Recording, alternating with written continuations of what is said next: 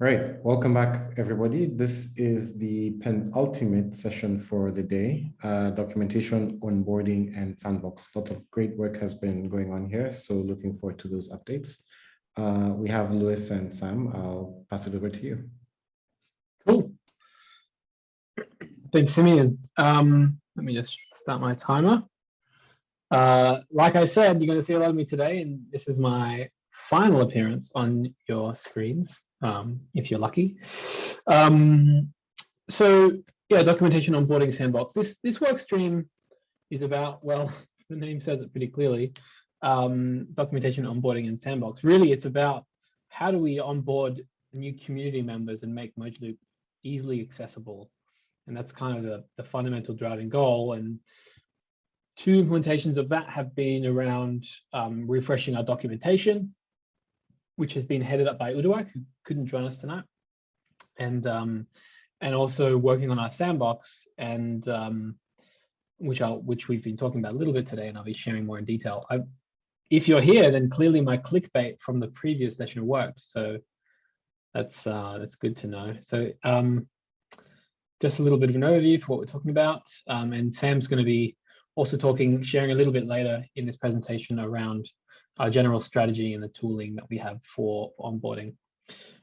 So I think the way we started this PI was a little bit more narrowly focused, if I'm remembering correctly, and it was 3 months ago, narrowly focused just on the sandbox. And then I think as the discussions developed, we really thought we need more than just the sandbox kind of work stream. Really, that was just mostly myself working or implementing the sandbox with input from Leslie Ann. So I think we zoomed out a little bit from there and brought the existing documentation efforts underneath this banner and some of the onboarding stuff under this banner after having some discussions at the community council. So this PI 15 goal is very focused just on the sandbox, but really we're talking about more broadly the onboarding process and making it easy for new users, new community members to come on board. So where do we get to? Looking at just the sandbox goal, which was to support this APIX or CDBC hackathon, and mostly looking at doing PISP or 3PPI sort of payments. We did that, we got there, and we had more than one user at the event, user hackathon. I'm going to be talking a little bit more about some of the outputs from that. We also had this other epic around supporting the merchant team, and we didn't get there. We ran out of time with all the other stuff going on. So we ended up, kind of dropping that off of our scope.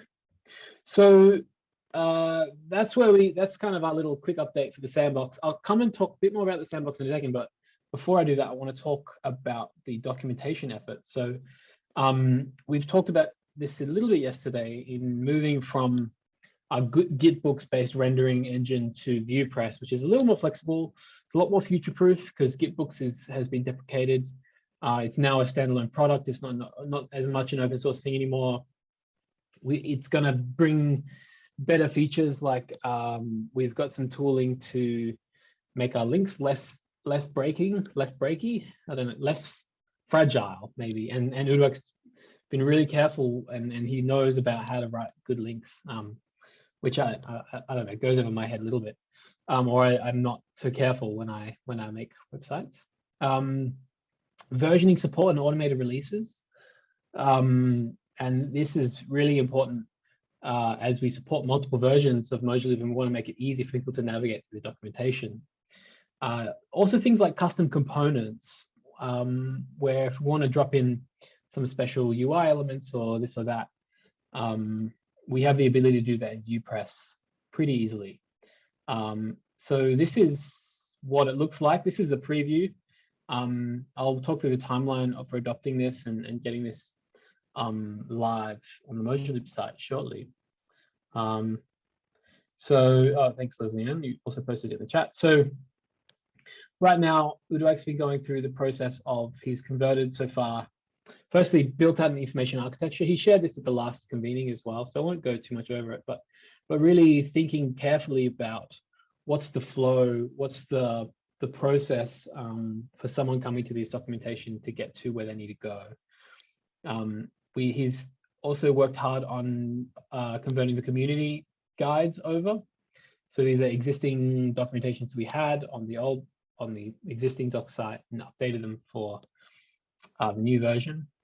So the technical documentation is currently in progress, and right now there's a few open pull requests for some of the API specification and making it a lot more readable, and making those documents a lot easier to navigate, which I think will be really beneficial to the community.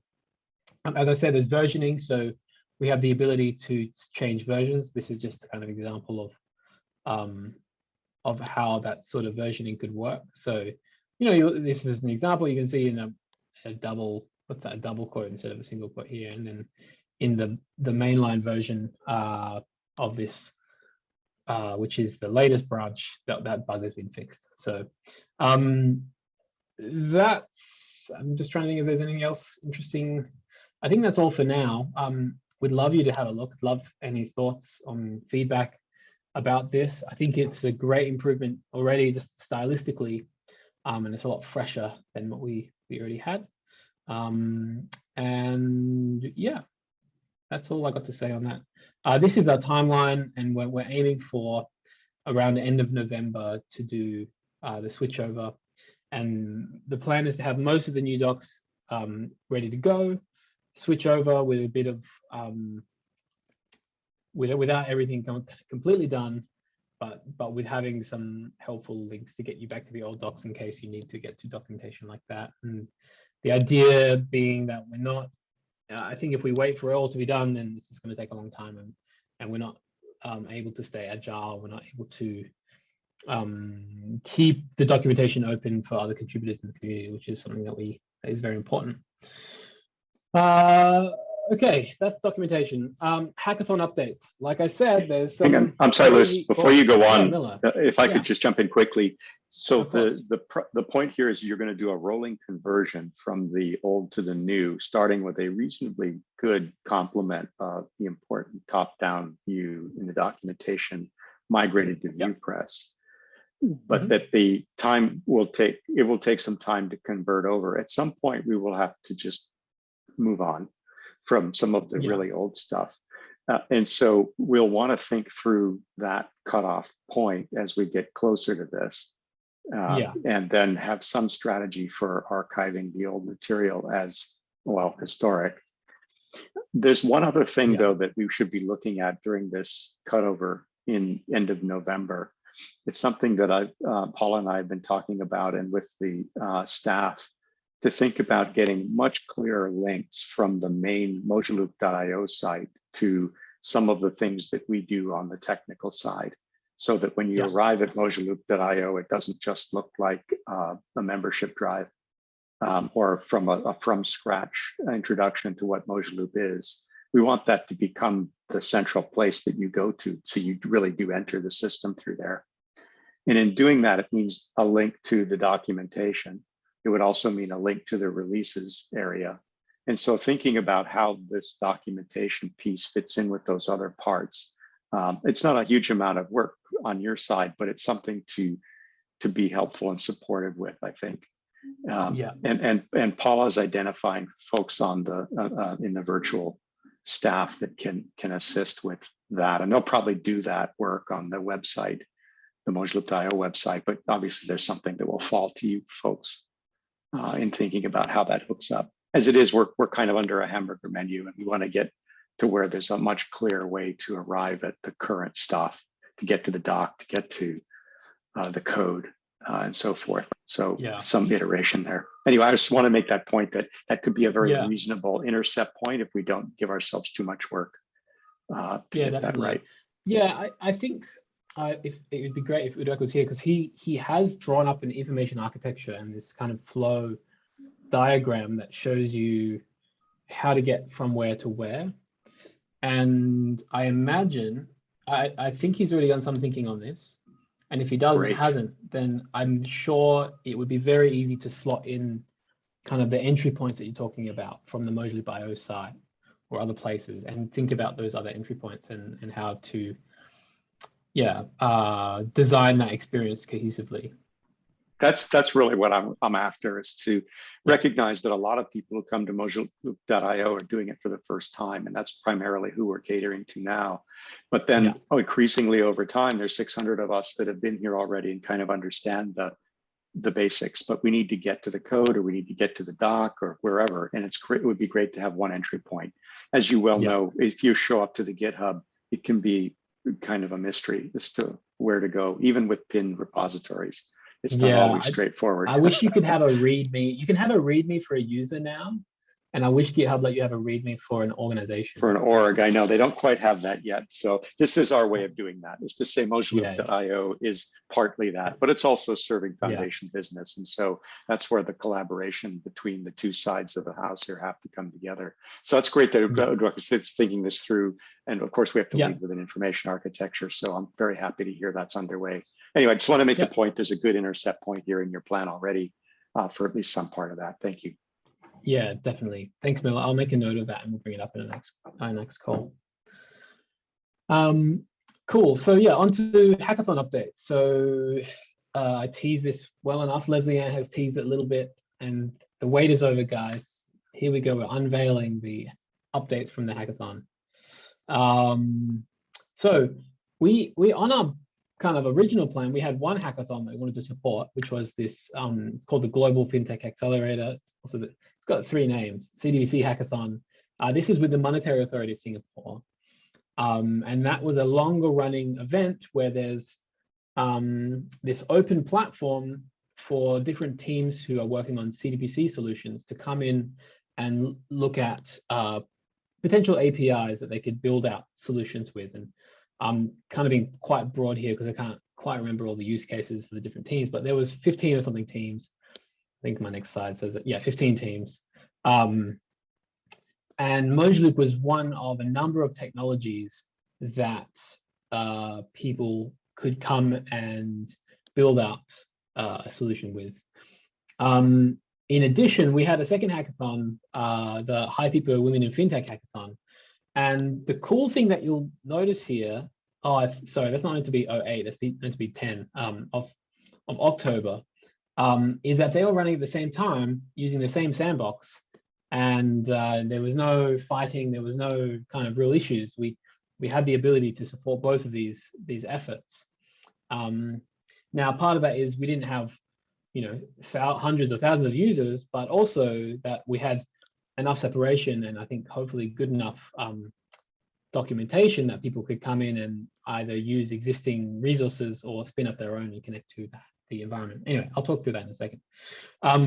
So Mojoloop and the Global Fintech Accelerator. So our goal here was to really hone in on the 3 PPI use case, as I was talking about earlier.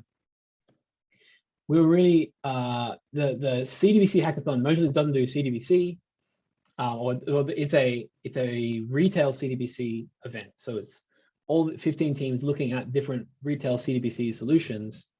And we don't really do that in Mojo Plan, but our pitch to them, and Leslie Ann, please jump in and correct me when I mince my words or say the wrong thing. But our pitch was to say, okay, CDBC is great, but what happens when you want to get money to a mobile money account, for example? Or how do you support users that only have access to their wallet over a USSD interface? And we were really interested in using, getting teams to use the 3 PPI use cases to inject funds in, or to move funds in CDBC wallets, but then as a consequence of that, also move funds in Mojoloop. So you're kind of you're getting, I guess, a bit more bang for your buck and extending beyond a CDBC network, retail CDBC network, into real payment rails, such as Mojoloop. Now, of those 15 teams, 3 were interested in using Mojoloop, and we've had kind of extensive calls with a couple.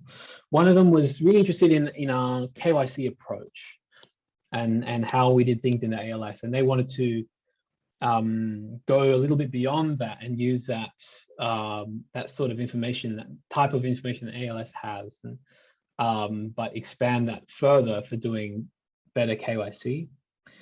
Two teams were interested in Mojo to land real funds in known CBDC-based wallets, and that was great. So that was kind of what we were originally thinking. And one of the teams went on to build a demo where they're sending funds from a CBDC wallet to users in an imaginary Mojo switch in Philippine pesos and Myanmar Kyat. I think that's how you say it. Now you'll notice that 1 + 2 + 1 is greater than 3, but one of those teams is in 2 of those categories. So now we haven't seen anything from these teams yet. The actual submission date for their solutions is today.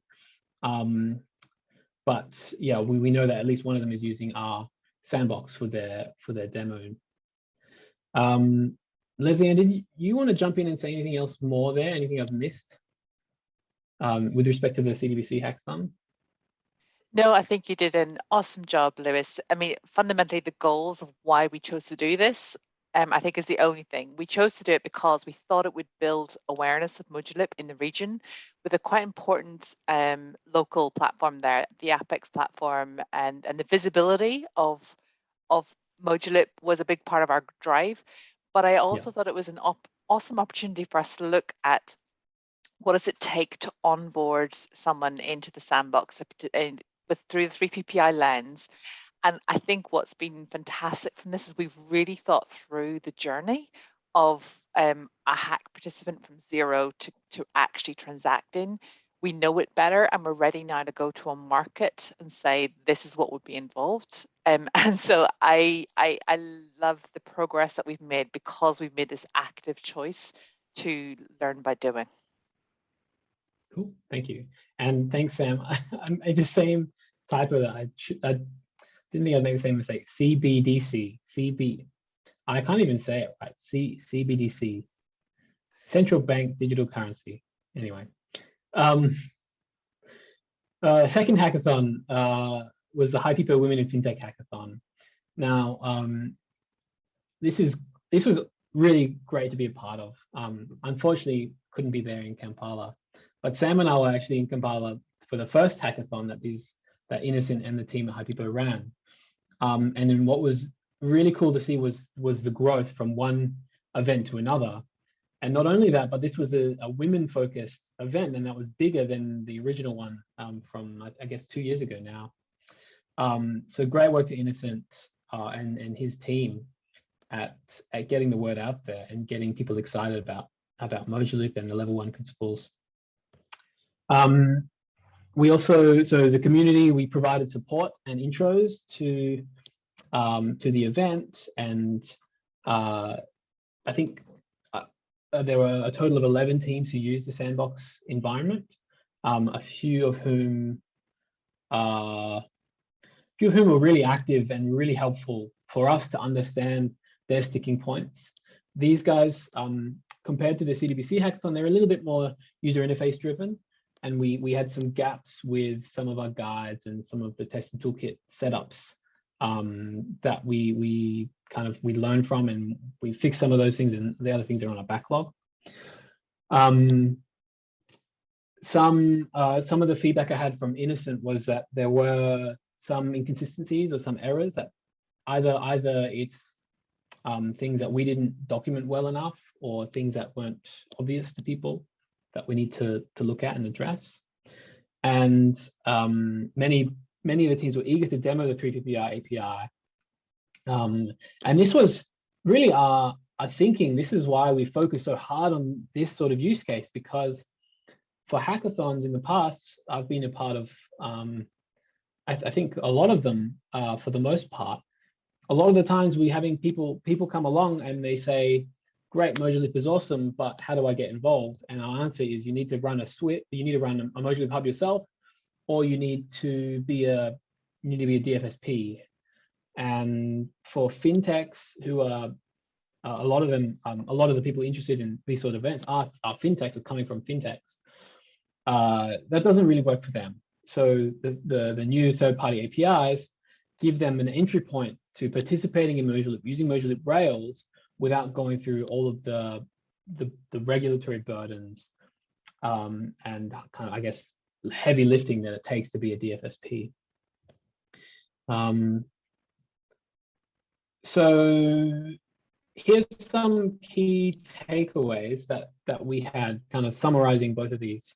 Like I just said, now, while we did focus on these 3PI-based use cases, the CDBC hackathon, people weren't really interested, or they were interested, but then they said, okay, but I want to be a DFSP in this case. And I think part of that is the users we had. The one of them who was most involved and most user environment was an actual bank, an Australian bank.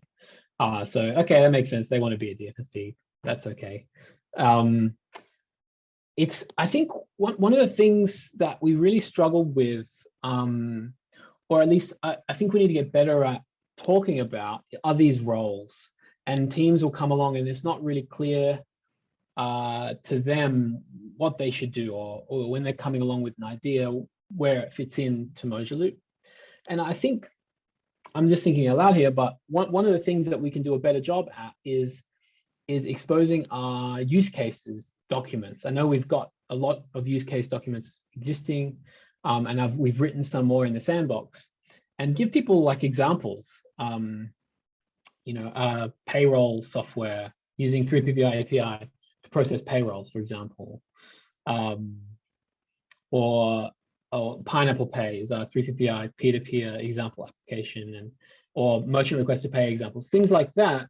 And I think that can help people slot in and understand where their own solution might fit in, or a solution they're thinking of building might fit in to the Mojo Loop ecosystem. Multiple currency support is not the same as cross-currency support. Mojo Loop supports multiple currencies, but if you want to send from one currency to another at the moment, you can't do that.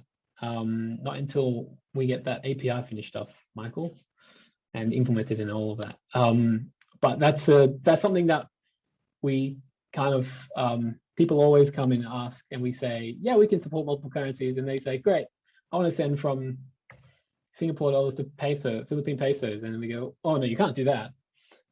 So I think a lot of times it's just getting better with our messaging and iterating on that, more so than anything.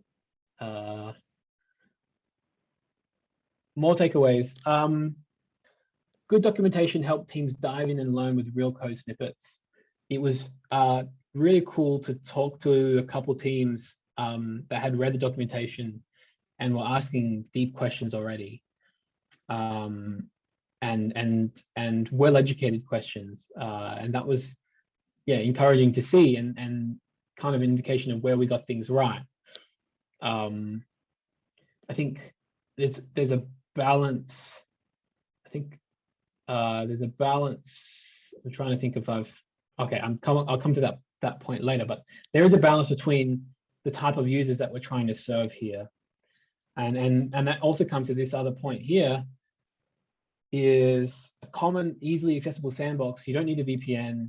There's pre-configured parties, pre-configured DFSPs, and we'll talk about those shortly. But when you've got those sorts of things, it's really easy for you to onboard to the environment and to send real-looking transfers into the environment. And an open question that I'm still struggling with and trying to figure out is, how do we continue to make it this easy to integrate with Mojo Loop in a sandbox environment while still demonstrating a security model? The sandbox in today's state only supports one of three of our security pillars. We don't have mutual TLS or DWS signing. We don't have any examples of that. Part of the reason for that is that we don't want to take a day for people to set up their environments, or those environments to break, if they're switching from one person's machine to another. This is stuff that we're thinking about with the IAC contribution coming in and our sandbox being kind of given these superpowers. How do we still maintain this sort of accessibility? So that's an open question to everyone. And more questions, and these aren't verbatim quotes, but more the general questions that got raised sometimes more than once. And Lewis, can I interrupt? We have a Oh, sorry. Yeah, sorry. Go ahead. Oh, sorry, I didn't see that. Can we take that question? Yeah, sure. Who was it that raised your hand? Dr. Frederick, can you please unmute and ask your question or post it in Slack chat?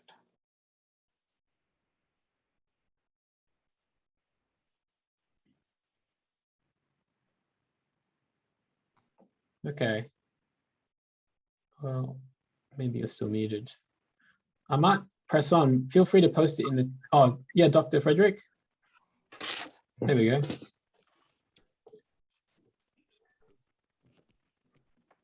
Are you there? Sorry, just a second. I need to disconnect from other systems. Okay. Yeah. Can you hear me? Yep. Yeah, we can hear you. Okay, good. Sorry. No, I was That's all right. listening on the speaker, so that's why I couldn't catch you in the first instance. What's the question? Yeah. Sorry, Los, is there a question for me? Dr. Frederick, you raised your hand. You raised your hand. Oh, sorry, I think that was by accident. Oh, okay. All right. No worries. I was trying to mute myself. Sorry, Luis. Oh, okay. My All good. apologies. Sorry. No worries. Not at all. Yeah. Cool. So back to these other questions. Yeah. Can we have another currency? We want to add such and such currency to our demo. And it was great to be able to turn around and say, yeah, no worries. What's the currency? We'll do it. And that only takes about 10 minutes with some of the tooling that we've built for the sandbox. I want to DFSP that I can just send funds with one API call. I don't want to worry about anything else. I don't want to do party lookup. I don't want to do quotes. I just want to send funds. Yeah, we can do that, but why do you want to do that is probably a more important question, because you're not really doing Mojo then. The Mojo SDK, which we do deploy the sandbox, can support that as a use case. But maybe you're not really understanding, I guess, the way that we do things in Mojo in the level 1 principles.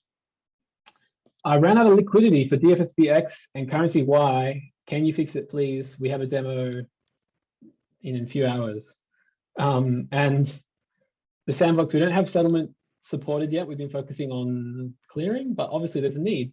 And that's great to see. That's validation. I wish we already had support for the settlement API, but that's okay. I want to be able to send funds easily with the SDK APIs, but also have a nice UI experience so I can look up that transfer at a later date.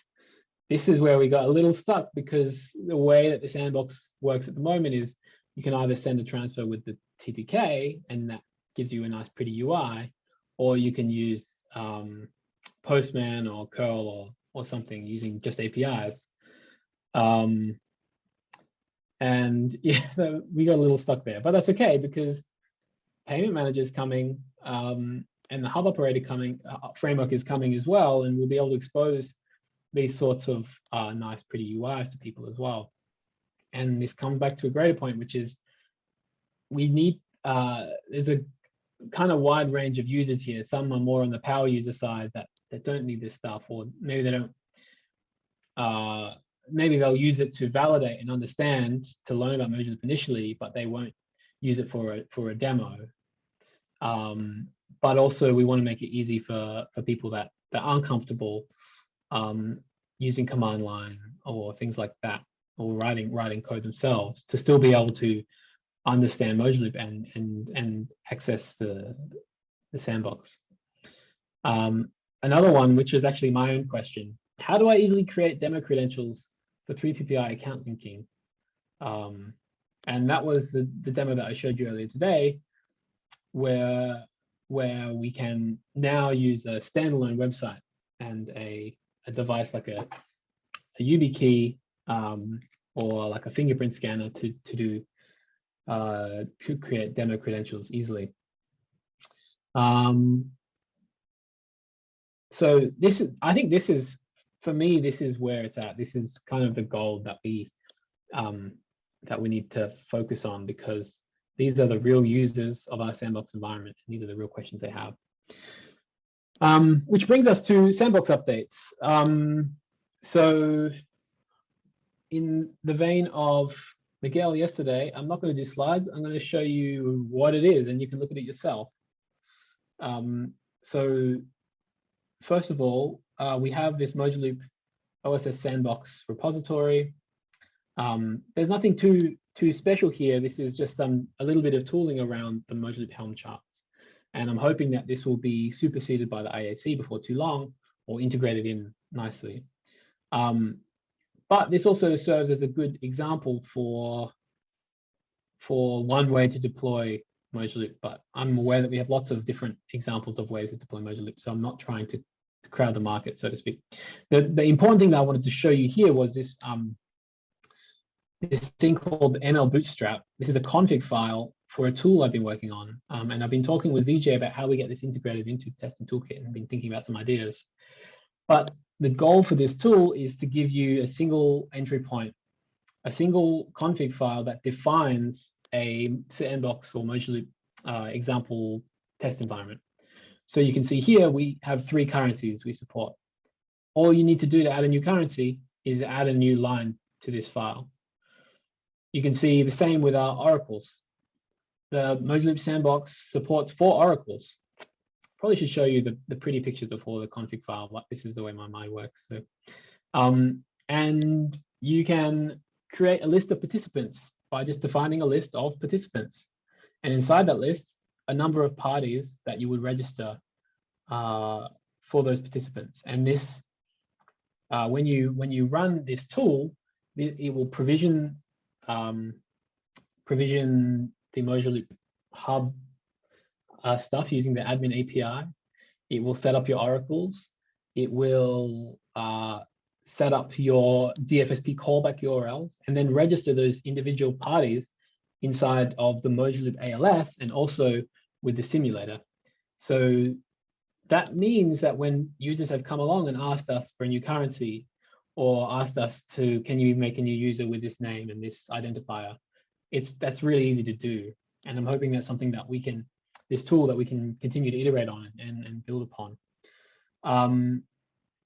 And what does that look like? Well, what that comes together in on the Mojo Sandbox is our Mojo Sandbox model village. It's full of different users, merchants, banks, microfinance institutes, and fintechs. And we have a number of party ID types we support, number of currencies. I haven't updated this list clearly because there's another one in there. And we have a number of DFSPs.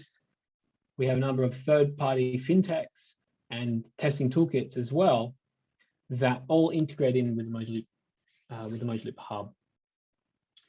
Now, different DFSPs have different sorts of tools and capabilities. For example, Bank One support is not only a DFSP, but it also supports third-party account linking functions. And we saw that in the demo earlier, where Bank One was sending me an OTP. We've got third-party fintechs. Pay Now, for example, is the API that I was interacting with, which is a 3PPI, which exposes an API that people can use to easily integrate with Mojo. And as well as a list of parties with party ID types. Not only do we have MISDNs with realistic names, but we have things like aliases as well. And you can see things like people, some users are duplicated, right? Daniel Rizal has a MISDN registered with Skybank, but he also has an alias, Daniel Rizal at Skybank.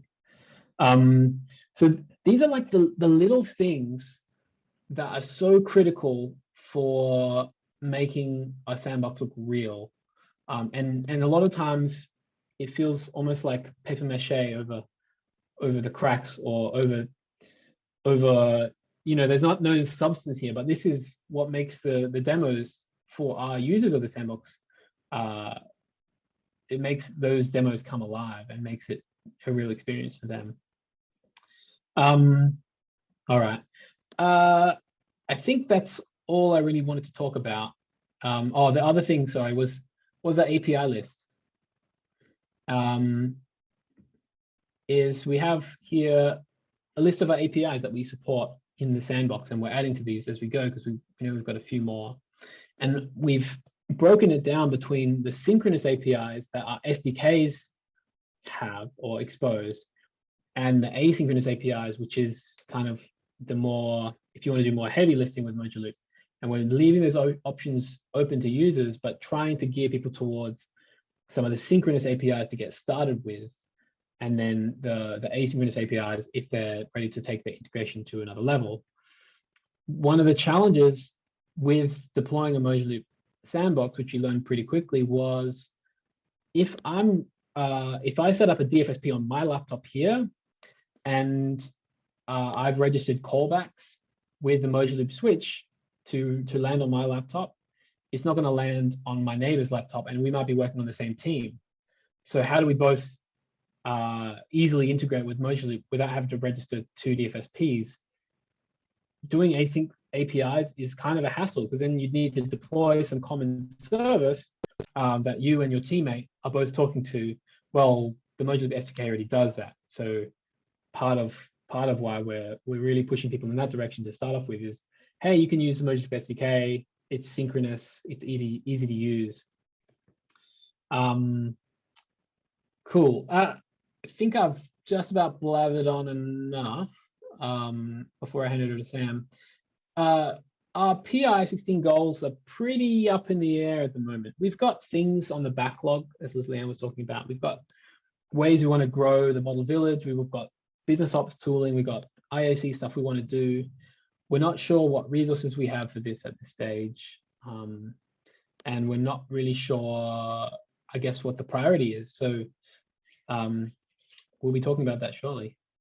And yes, Liz-Leanne, we definitely do want to add in merchant use case.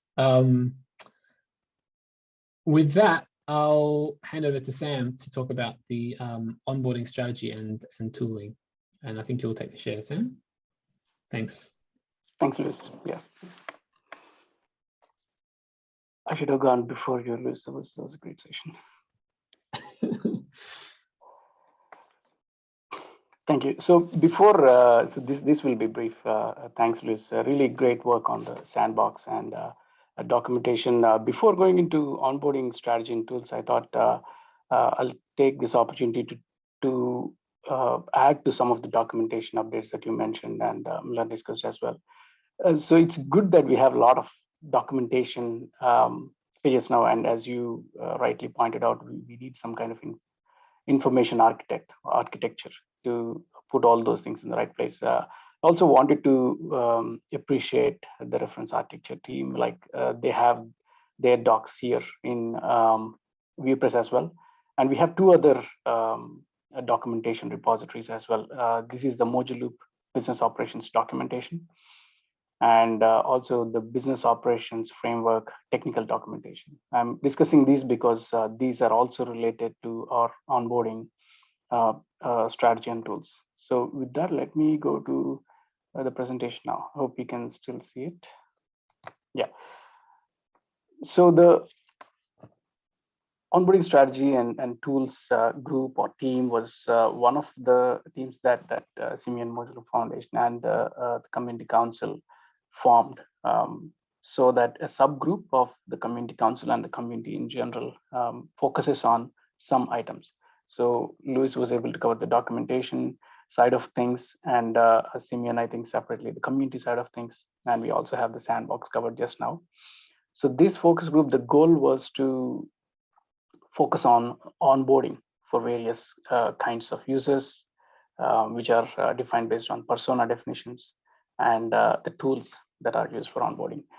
So yeah, this came out of nowhere, but so this onboarding strategy and tools group initially identified 4 persona, prioritized 4 persona that we need to address and look at more closely, because the set of persona identified by the Mojo Foundation was a bigger list. So this is a subset of that. The Community Council identified participants, builders, funders, governance, and influencers as the 5 categories of persona in Mojo Loop ecosystem. And the onboarding strategy group wanted to first look at these persona and then address the gaps there. Before quickly going into what we did in the past PI and before that.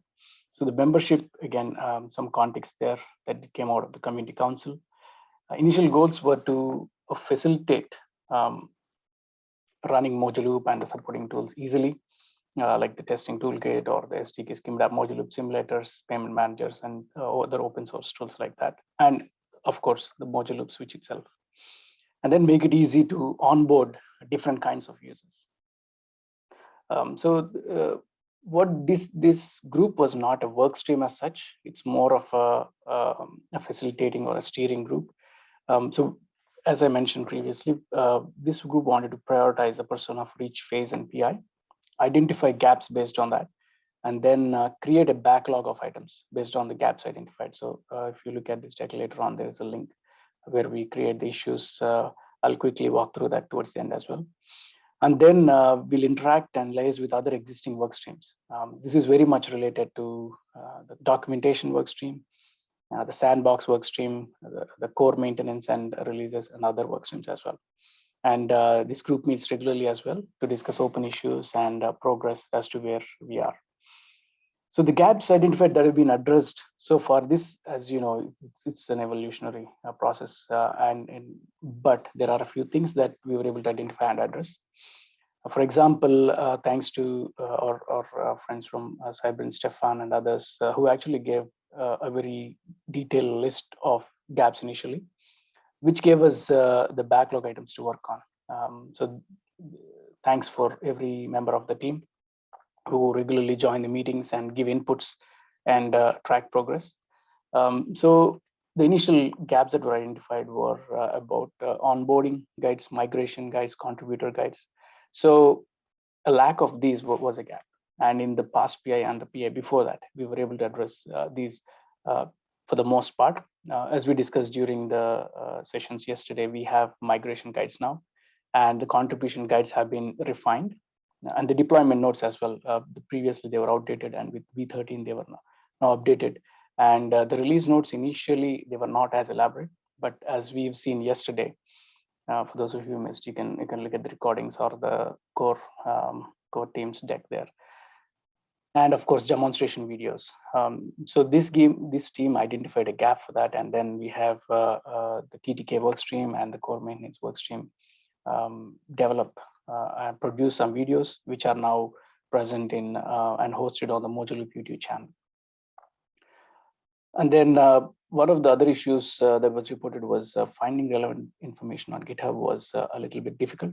So the contributor guides were updated to that. And then there is another activity now in progress with Luis, Miguel, and myself, where we have the repository renaming and reorganization that will help with that even further.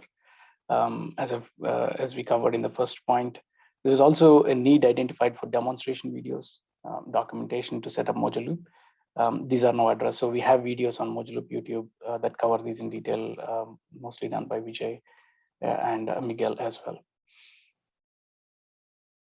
So there are a couple of other areas that we were able to identify and address here. So the item number 5 is a continuous process, as you can appreciate. We do have Mojo Loop business documentation, which I just covered, which contains scheme choices and also operator guide. So that was one of the gaps identified, and we do have a good bit of documentation for that. And we have a meeting bi-weekly with a subgroup from the product council, consisting of our current adopters and implementers who are reviewing this and have volunteered to add and build on that as well. Some of the items that are identified but are currently in progress or in the backlog are listed here. So the understanding of Mojo Loop family of APIs. So one of the inputs we received from the community was to make it easier. For example, provide a list of typical scenarios in a tool like the testing toolkit on how these scenarios work. For example, how to create or onboard a DFSP, how to see the creation or close a settlement window, how to make a P2P transfer. So these kind of things. So the request was that we'll make these scenarios available, very small, meaningful scenarios, and then describe the APIs that are used and the flows used there. So we do have the API definition for FSP op and administration settlement documents that are pretty detailed and have all the sequence diagrams. but this was a gap that's identified, which is currently in progress. So we have a demo feature available on Testing Toolkit, which allows for simple features like this. We would like to build on that to identify scenarios and address those there. So it is an item in progress. And then one other item identified was information needed for instant payment RFPs.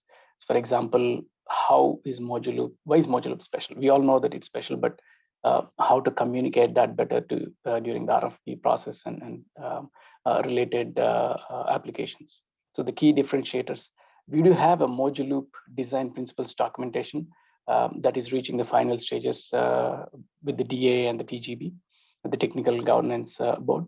And then some marketing material was requested as well. So I'm sure the market steering committee is looking into that as I've referenced before. So our goal in this group is to liaise and work with the various other work streams and groups to make sure that these gaps are identified.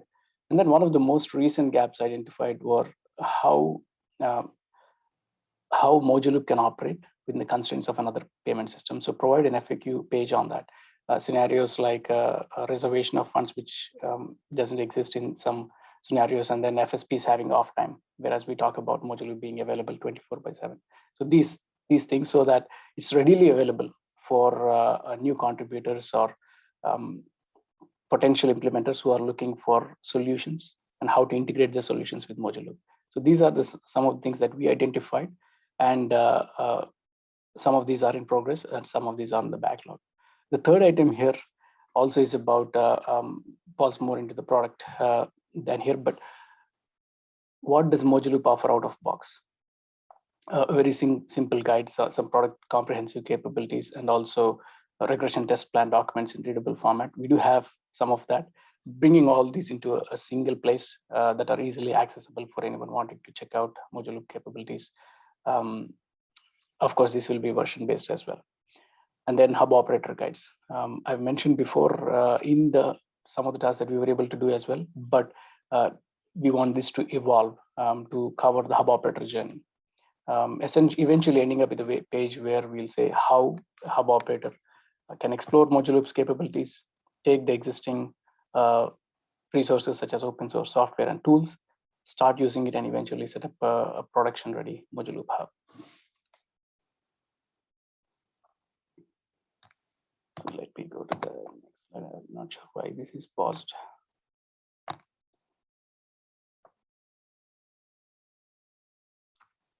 Okay, so those are the slides I have, but I would like to quickly show a couple of items. So this is the Mojo Loop business operations document for scheme operators that I mentioned before. So there are some scheme guides here.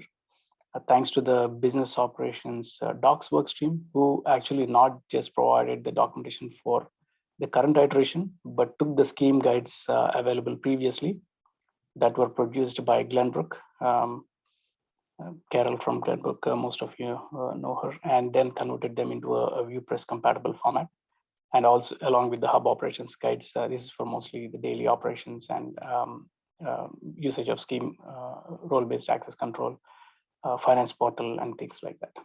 Let me also quickly show one other thing and wrap it up. So the backlog I mentioned, I hope you can see this. So this is the project issues workspace that we use in Mojo Loop for all things Mojo Loop. Any active, so if you are interested, you can go to the Mojo Loop project issues, adds and hub plugin to your browser, and then you should be able to see all these pipelines. So we have a label for community council, and in that we have the sandbox items that Luis touched on previously, and also the onboarding strategy and tools teams items. And you can see here that we've covered a good number of items, and we have some items that are identified in the backlog as well. So if you, as I'd like to repeat what Michael and Leslie mentioned before. So if you identify a gap in Mojo Loop, please share it with us. We can discuss, analyze that, and then see which group is best placed to handle that, and then get it addressed as soon as possible.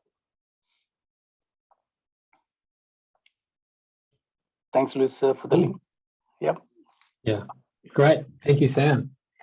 I think that's such a good list you shared of all those gaps, which is kind of cuts to the heart of like, oh wow, I feel like all of those are really important. And it's great to see the business docs there as well. Cool. I think that's all we've got, Simeon. So I'll hand back over to you.